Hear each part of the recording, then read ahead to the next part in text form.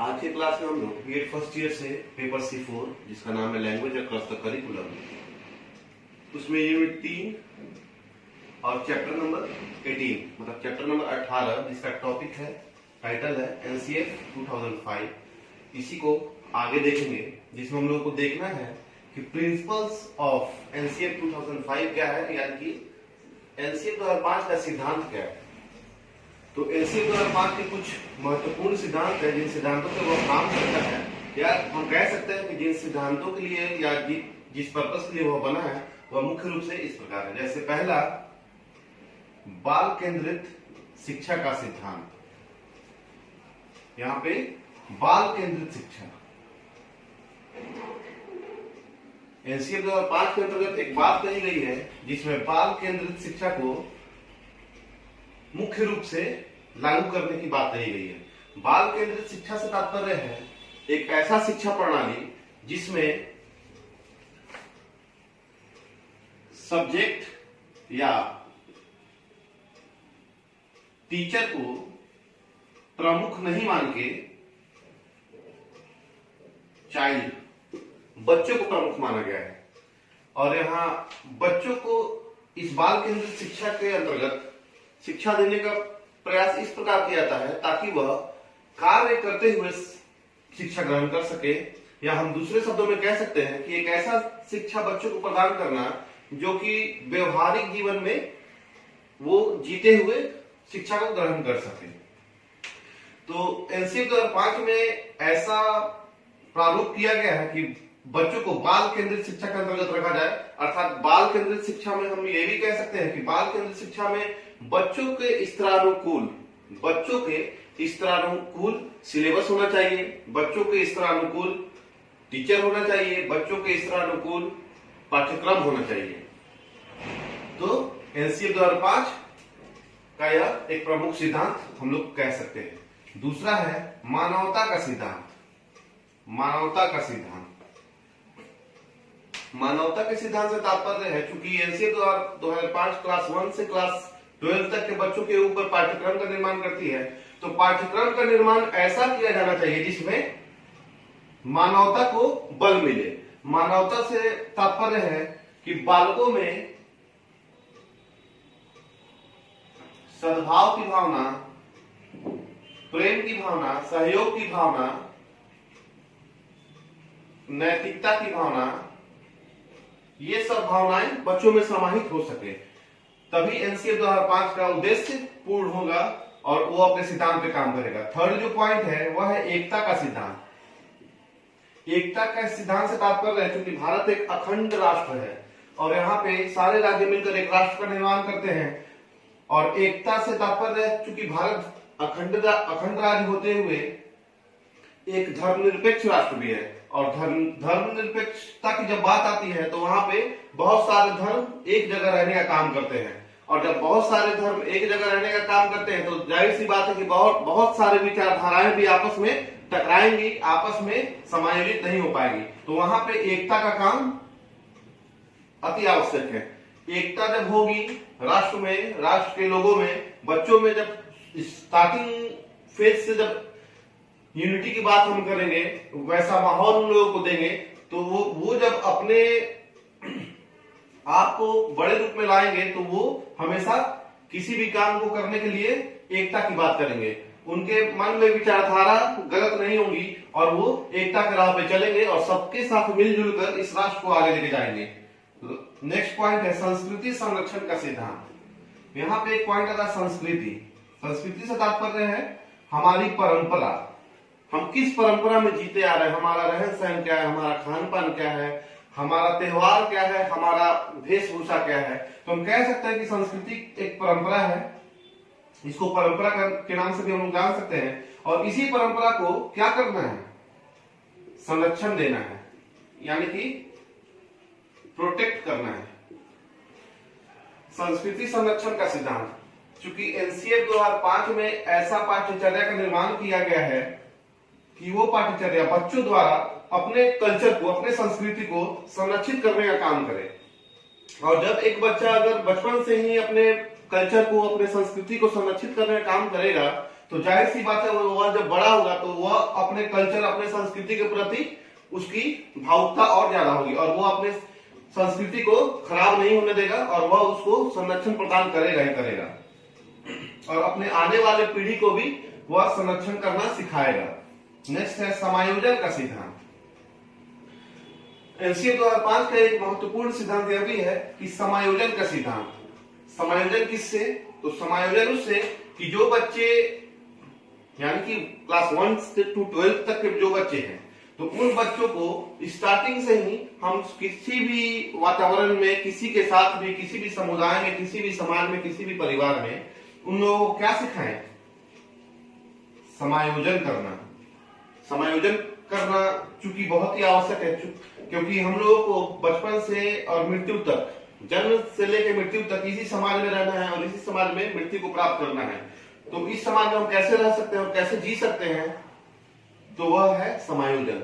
इस समाज में, इस परिवार में हम लोग को अपने आप को समायोजित करना होगा, तभी हम लोग आराम से जी सकते हैं और इस राष्ट्र को आगे ले जाने का काम कर सकते हैं। तो कहीं ना कहीं एनसीए का यह प्रमुख सिद्धांत माना जा सकता है कि वह बच्चों को समायोजित करने का गुण सिखाए। एनसीए 2005 का जो प्रारूप है वह बच्चों को सामंजस्य बनाने का गुण सिखाए। और उसके बाद है रुचि का सिद्धांत। रुचि के सिद्धांत से तात्पर्य है पाठ्यचर्या निर्माण जो एनसीए 2005 की है। एनसीए 2005 के द्वारा जो पाठ्यचर्या का निर्माण हुआ है तो वह पाठ्यचर्या का निर्माण ऐसा हो जो क्लास 1 to 12 तक के बच्चों को पढ़ने के प्रति रुचि उत्पन्न करे। पाठ्यचर्या ऐसा हो जो अध्ययन करने के प्रति उन लोगों में विशेष रूप से उन लोगों का जो जागृति है वो जागृति उत्पन्न करे, ताकि बच्चे खुद कहें कि नहीं हमको पढ़ना है। तो एनसीए 2005 का यह भी प्रमुख सिद्धांत है कि वह रुचि का सिद्धांत होना चाहिए। एक और बात आता है वह है इस सिद्धांत के अनुसार बोझ को कम करना, या हम कह सकते हैं कि बस्ते को बोझ को कम करना। क्योंकि आजकल के जो छोटे छोटे बच्चे हैं उनका स्कूल बैग उन लोगों के वेट से भी ज्यादा होता है, इसमें कहीं शक नहीं है। तो उस स्कूल बैग के वेट को भी कम करना है, अर्थात बोझ को, उनके बस्ते के बोझ को कम करना है और कम से कम पाठ्यक्रम में उन लोगों को ज्यादा से ज्यादा आउटपुट देना है। तो इस प्रकार हम लोग देखें प्रिंसिपल्स ऑफ एनसीए 2005 के सिद्धांत कौन कौन से हैं। अब हम लोग आगे बढ़ते हैं और देखेंगे कि एनसीए 2005 के लक्ष्य क्या है। Scope of NCA 2005। एनसीए 2005 के सिद्धांत के बाद हम लोग एनसीए 2005 के लक्ष्य को देखेंगे कि एनसीए 2005 का लक्ष्य क्या है। अगर एनसीए 2005 को लाया गया है नवीनतम दस्तावेज के रूप में, तो उस दस्तावेज का जो लक्ष्य है अर्थात कहां उसे पहुंचना है और वह क्या चाहता है उसको हम लोग देखेंगे। जिसमें पहला पॉइंट है अभिभावकों की आकांक्षाओं की पूर्ति। यहां अभिभावकों की आकांक्षाओं की पूर्ति यानी कि एक अभिभावक अपने बच्चों के लिए क्या चाहता है, उसकी आकांक्षा क्या है। तो एनसीए 2005 का यह प्रमुख लक्ष्य है कि वह ऐसा पाठ्यचर्या का निर्माण करे जो हर बच्चों के अभिभावकों को सूट करे और हर बच्चों के अभिभावकों के आकांक्षाओं को पूर्ति करे। तो हम कह सकते हैं कि यह एक प्रमुख लक्ष्य है जो एनसीए 2005 का है। वह यह है कि एनसीए 2005 की जो रूपरेखा है वह इस बात को तय करती है कि वह हर प्रकार के बच्चों के अभिभावकों की आकांक्षाओं की पूर्ति करता है। क्योंकि कोई भी गार्जियन या कोई भी अभिभावक या कोई भी पेरेंट यही चाहते हैं कि अगर मेरा बच्चा पढ़ने जा रहा है तो उसे वो हर चीज फुलफिल हो जो उसको चाहिए और वह बच्चा इस समाज में आगे की तरफ बढ़े। नेक्स्ट है संस्कृति संरक्षण। एनसीए 2005 का यह भी प्रमुख लक्ष्य है कि वह पढ़ाई के साथ साथ अपने राष्ट्र की, अपने राज्य की, अपने समाज की हर संस्कृति की संरक्षण करे। संस्कृति के संरक्षण से ही आने वाली पीढ़ियों को आज की संस्कृति की पता चलेगी। अगर संस्कृति संरक्षण नहीं किया जाए तो आने वाले पीढ़ी को आज जो संस्कृति चल रही है, जो कल्चर चल रही है, वो हम लोग आगे नहीं ले जा सकते हैं। तो संस्कृति संरक्षण आवश्यक है और इस कारण भी एनसीए 2005 इस बात की पुरजोर व्याख्या करती है कि वह हर संभव संस्कृति संरक्षण को बल दे। तीसरा है शिक्षण साधनों में समन्वय स्थापित करना। एनसीए 2005 का यह भी एक प्रमुख लक्ष्य है कि शिक्षण साधनों में समन्वय स्थापित करना। शिक्षण साधन क्या है? शिक्षण साधन में पाठ्यचर्या भी आते हैं, बच्चे भी आते हैं और टीचर्स भी आते हैं। तो इन जैसे टीचर, करिकुलम या स्टूडेंट,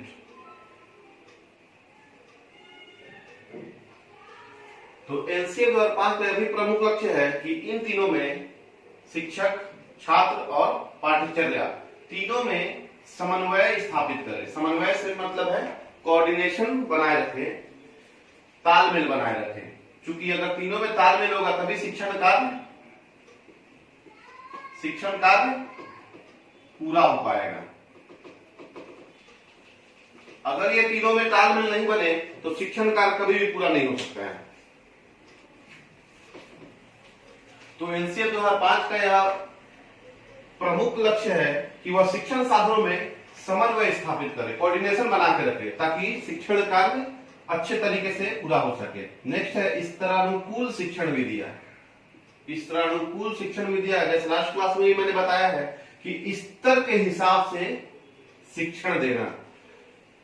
क्लास 1 to 12 तक एनसीए पाठ्यचर्या का निर्माण करती है, तो उसमें यह बात क्लियर किया गया है कि किस स्तर मतलब किस कक्षा में किस शिक्षण विधि का प्रयोग करना उचित है और उसी स्तर के हिसाब से शिक्षण विधियों का प्रयोग किया जाना चाहिए, ताकि बच्चे को एक प्रभावशाली शिक्षण प्राप्त हो सके।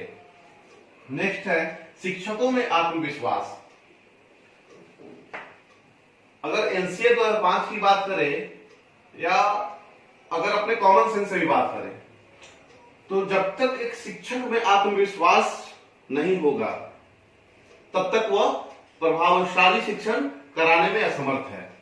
तो हम कह सकते हैं कि एनसीए 2005 का प्रमुख लक्ष्यों में एक है कि शिक्षकों में यानी कि ऐसा पाठ्यचर्या निर्मित किया जाए जो शिक्षकों में आत्मविश्वास पैदा करे, जो शिक्षकों में आत्मविश्वास जागृत करे, ताकि वह बच्चों को ज्यादा से ज्यादा अच्छे तरीके से शिक्षण करा सके और बच्चे उस शिक्षण का लाभ लेके अपने आप को इस समाज में स्थापित कर सके। नेक्स्ट है राष्ट्र का विकास। क्योंकि आज के बच्चे ही कल के देश के भविष्य हैं, तो कहीं ना कहीं बच्चों का भविष्य और बच्चों का शिक्षा किससे जुड़ा हुआ है? राष्ट्र के विकास से। तो अगर एनसीए 2005 के हिसाब से चला जाए तो इसका यह लक्ष्य है कि बच्चों को इस प्रकार से शिक्षा ग्रहण करवाया जाए जो राष्ट्र के विकास में काम है, राष्ट्र को और भी डेवलप करे।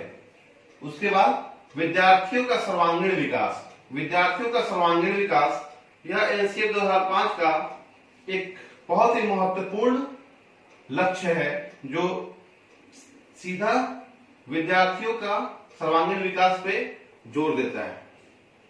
सर्वांगीण विकास से तात्पर्य है कि किसी एक विद्यार्थी या सभी तरह के विद्यार्थियों का सर्वांगीण विकास, जिसमें उनका सामाजिक विकास भी होगा, शारीरिक विकास भी है, राजनीतिक विकास भी है, नैतिक विकास भी, आध्यात्मिक विकास भी है। इस प्रकार से और भी बहुत सारे विकास हैं जिसपे एनसीए 2005 सीधे तौर पे बल देता है। उसके बाद हम लोग देखेंगे सामाजिक एकता। क्योंकि हर बच्चा किसी न किसी समाज से जुड़ा हुआ होता है और वह जिस भी समाज में जुड़ा हुआ होता है, भारत एक धर्मनिरपेक्ष राष्ट्र होने के कारण यहाँ पे अनेकों प्रकार के जाति धर्म के लोग रहते हैं और वह इसी समाज में जीवन यापन करते हैं। तो उस समाज में विभिन्न प्रकार के विचारधाराओं के लोगों के आने के बाद भी ऐसा एनसीए के द्वारा पाठ्यचर्या का निर्माण किया गया है कि किसी के द्वारा किसी के भी धर्म या जाति को ठेस नहीं पहुंचे और सारे लोग, चाहे वह किसी भी धर्म या जाति के हो, एक दूसरे के साथ मिलकर रहें, प्रेम और सद्भाव के साथ रहें। तो एनसीएफ 2005 इस बात पे भी जोर देता है कि सामाजिक एकता का निर्माण हो, और जब सामाजिक एकता का निर्माण होगा तभी एक अच्छे राष्ट्र का निर्माण होगा। अगर समाज में ही आपस में द्वेष हो, कलह हो, तो एक अच्छे राष्ट्र का निर्माण कभी भी नहीं हो सकता है। तो कहीं ना कहीं एनसीएफ 2005 एक अच्छे राष्ट्र के निर्माण के लिए सामाजिक एकता को बल देने का काम करती है। उसके बाद है विद्यार्थियों के रुचि का विकास। विद्यार्थियों के रुचि के विकास से तात्पर्य है, क्योंकि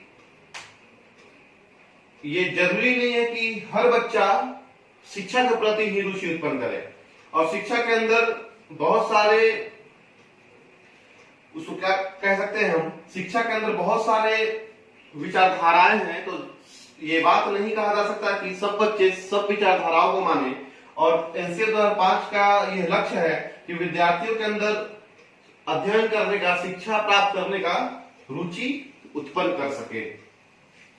रुचि उत्पन्न होगा तभी वह बच्चा शिक्षा ग्रहण करेगा, और शिक्षा ग्रहण करेगा तभी वह बच्चा अपने आप को इस समाज में, इस राष्ट्र में स्थापित कर पाएगा।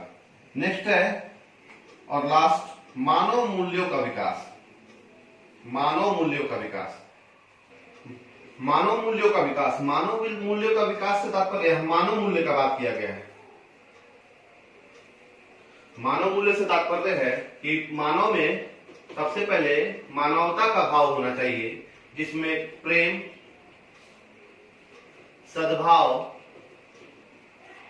सहयोग इत्यादि बातों का समावेशन होना चाहिए। तो एनसीएफ 2005 का यह प्रमुख लक्ष्य है कि वह बच्चों में मानवता के प्रति दृष्टिकोण रखे और उन लोगों के अंदर प्रेम, सहयोग, सद्भाव को जागृत करने का काम करे। तो कहीं ना कहीं एनसीएफ 2005 का लक्ष्य जो है वह बहुत ही सीधा और सटीक है कि बच्चों में इस प्रकार से विकास किया जाए जो समाज में अपने आप को सरलता से समायोजन कर सके, और जब समाज में सरलता से समायोजन हो जाएगा तो जाहिर सी बात है कि उस राष्ट्र का निर्माण होगा जो राष्ट्र एकता की बात करती हो और जो राष्ट्र अखंडता की बात नहीं करती हो। और एक अच्छे राष्ट्र का निर्माण ही इस पूरे विश्व में अपने आप को यह सिद्ध करेगा कि वह राष्ट्र सब विश्वों में जितने भी राष्ट्र हैं उन सब राष्ट्र में एक अलग छवि प्रदान कर रही है। तो इस प्रकार से हम लोगों ने एनसीएफ 2005 को समाप्त किया। और एनसीएफ 2005 की अगर बात करें तो इसमें हम लोगों ने कौन कौन सा मुख्य बिंदु देखा है उसको हम लोग एक नजर देख लेते हैं। तो हम लोग क्या क्या देखे हैं, सबसे पहले एनसीएफ 2005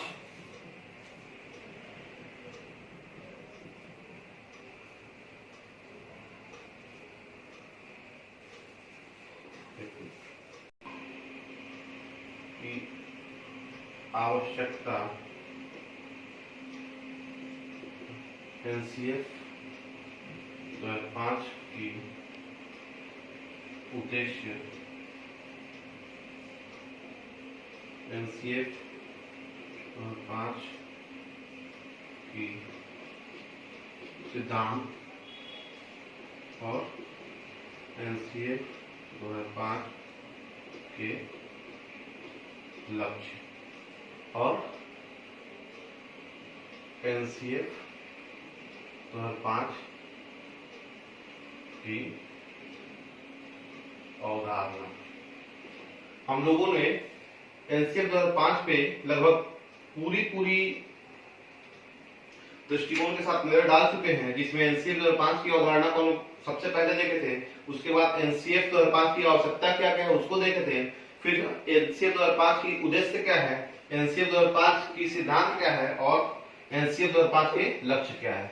तो एनसीएफ चूंकि बहुत ही इंपॉर्टेंट चैप्टर है और यह चैप्टर, इस चैप्टर के बीच से हमेशा एग्जामिनेशन में रिपीट होता ही होता है। वह चाहे यूनिवर्सिटी के एग्जाम हो या कॉम्पिटिटिव एग्जाम में तो जरूर रिपीट होता है। उसमें जैसे जो भी एब्रिविएशन है एनसीएफ, इसका फुल फॉर्म, तो इसका ही सिर्फ फुल फॉर्म नहीं, फुल फॉर्म जिसका भी आए उसको याद करना फायदेमंद साबित होगा। तो एनसीएफ का क्या है, एनसीएफ का नेशनल करिकुलम फ्रेमवर्क। जैसे कुछ एग्जाम में बेसिकली स्टार्ट क्वेश्चन यही रहता कि एनसीएफ का फुल फॉर्म क्या है। तो अगर समग्र दृष्टिकोण से हम लोग देखें तो एनसीएफ एक महत्वपूर्ण चैप्टर है, और इस चैप्टर के अंतर्गत जितनी भी बारीकियां हैं, जैसे आवश्यकता, उद्देश्य, सिद्धांत, लक्ष्य, ये सब चीजों पे ध्यान होना जरूरी है, जो एग्जाम में हम लोगों को लाभदायक सिद्ध होगा। इस प्रकार हम लोग चैप्टर 18 कंप्लीट किए। नेक्स्ट क्लास में हम लोग दूसरे चैप्टर को देखेंगे। Thank you.